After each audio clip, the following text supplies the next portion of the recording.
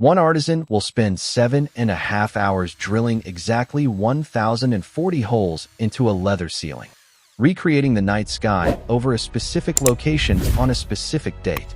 That single feature alone starts at over $10,000. And it's just one of thousands of customizations Rolls-Royce offers. An entry-level Rolls-Royce starts around $370,000, but some buyers spend millions more and don't even track the total. This is Imperial Auto Vision, and today we're going inside the world of Rolls-Royce customization, from the factory floor to a one-of-one Spectre owned by a car influencer with millions of followers.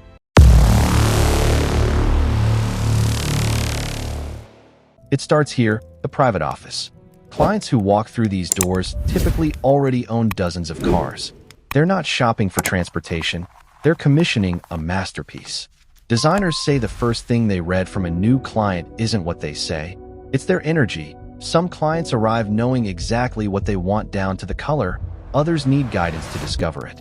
One returning client has already commissioned 2 custom cars and is now designing her third, a purple Cullinan SUV with hand-perforated leather patterns matched to the two-tone exterior.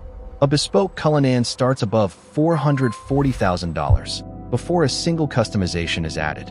And building that relationship, understanding a client well enough to design an entire vehicle around their personality, is described by staff as the hardest part of the job. Every Rolls-Royce is still built almost entirely by hand at the Goodwood factory in England.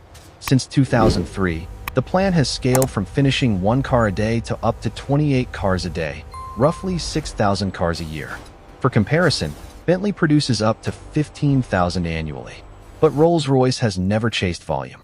Each vehicle moves through 44 distinct stations.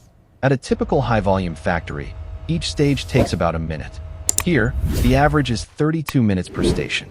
By the time a car reaches the end of the line, more than 90 pairs of hands have touched it across roughly 600 hours of labor. And customization starts immediately, with paint. Rolls-Royce offers 44,000 standard colors, and if none of them fit, they'll create an entirely new color, named exclusively for that one client. One of the most iconic features in the entire industry is the Rolls-Royce Starlight ceiling. A single headliner takes roughly 7.5 hours to complete, and every hole, sometimes over 1,000 of them, is drilled by hand into a premium leather canvas. Fiber optic strands are then hand-woven through each hole one at a time, then trimmed using different cutting techniques to vary each star's brightness, creating a natural constellation effect.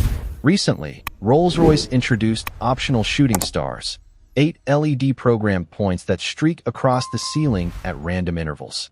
This single feature alone can add more than $10,000 to the final price, and it's only one of thousands of options available to every buyer. Beyond the ceiling, nearly every interior surface can be personalized. Some cars leave the factory with more than 1 million individual stitches of bespoke embroidery. But it's the wood marquetry team creating the most technically demanding work, choosing from roughly 30 types of wood across 20,000 possible combinations. Veneers just millimeters thick are laser cut into hundreds, sometimes thousands, of individual pieces, then hand-assembled like a puzzle where even the smallest misalignment ruins the finished image. Depending on complexity, a single panel can take hours, or days, to complete, followed by multiple rounds of sanding and polishing until the seams between pieces become nearly invisible.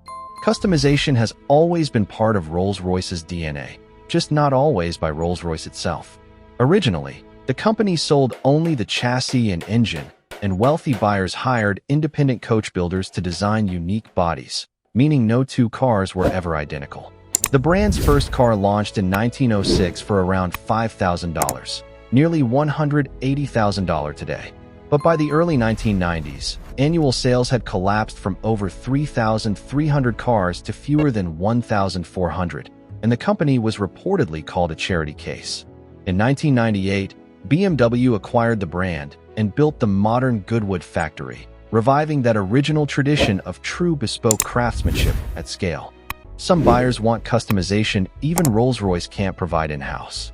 That includes a well-known automotive social media influencer who spent years featuring Rolls-Royce releases in her videos before finally purchasing her own, a Wraith in 2020, followed by a Spectre a few years later.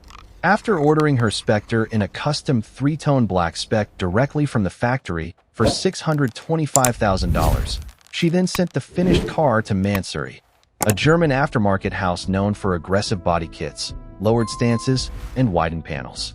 The upgrade added a fully custom purple shade, a rare purple carbon fiber hood that took 3 months to manufacture, and personal branding integrated directly into the coach line. The final cost of the Mansory upgrade alone was roughly $700,000, meaning the modifications cost more than the original car itself. Rolls-Royce is now investing $400 million to double the size of its Goodwood factory, not to build more cars, but to handle more bespoke commissions. And the buyer base is shifting fast. In 2010, the average Rolls-Royce client was 56 years old and roughly 1% were women. Today, the average age is 43, and more than half of buyers are women. For the new all-electric Spectre, over 40% of owners were purchasing their first-ever Rolls-Royce. In a world where the ultra-wealthy can buy almost anything, Rolls-Royce is selling something rarer, the feeling that a car was built for exactly one person. From a $370,000 starting price to multi-million-dollar coach-built commissions, Rolls-Royce has turned customization into its entire business model.